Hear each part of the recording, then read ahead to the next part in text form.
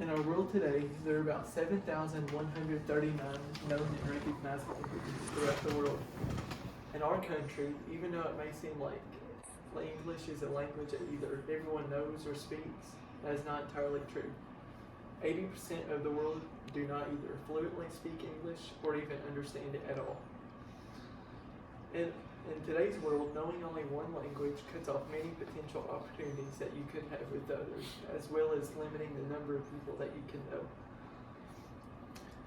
In this graph, it shows how big the circle is how big the number of people is that speak that English in today's world. And some of the top ones are Chinese, Spanish, and English, and about third, with other big ones including Russia and Hindi. And this is a visualizer to show how small English really is compared to all the other world languages. And all of this leads to a separation between cultures rather than building bridges between these cultures, which should be everyone's goal. Getting to know more than one language creates unity and closeness between different people that you otherwise wouldn't get to know in the first place. So today, we will talk about how learning a second language can benefit you in many different aspects of your life, being traveling, mentally, or even financially.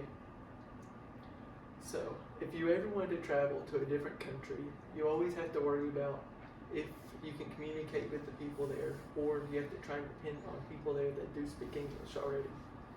And there are already only a few countries that predominantly speak English, which makes it harder. Knowing another language gives you more places that you can travel to easier without having to depend on people. And you would not have to waste your time on a translator that can be either inefficient or it just takes too much time or you have to spend money on it. Another way this can help in your life is financially. Employers, if you were ever to get hired, they are more likely to pick a person that knows another language compared to everyone else that doesn't. At your job, you could also be paid more compared to the average worker there. And there are more types of jobs that you could obtain that relate to knowing multiple languages, where you could be like a translator, or you could work with like government relations with other countries.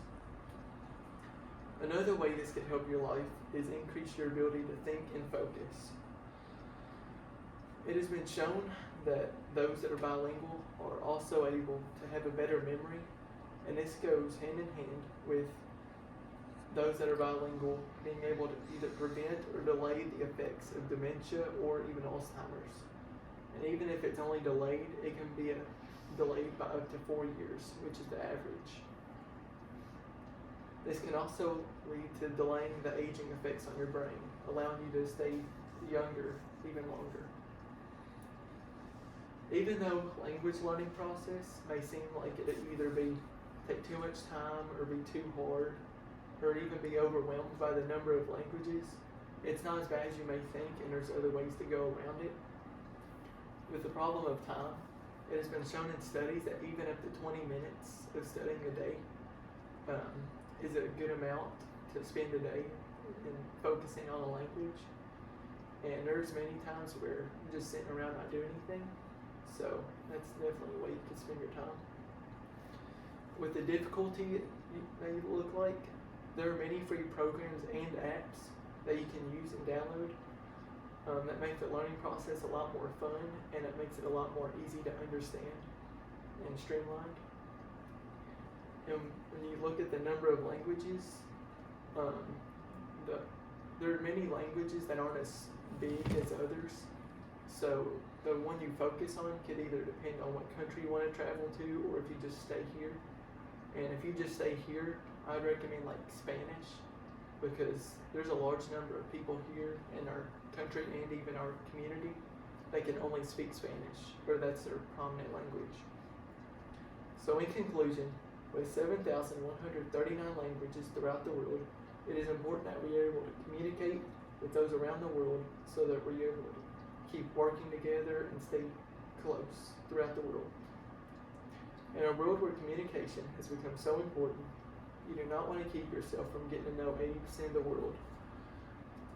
So in today's world, do you want to only be limited to everyone in this little bubble, or do you want to grow to every part of the world and grow into a bigger bubble? Thank you.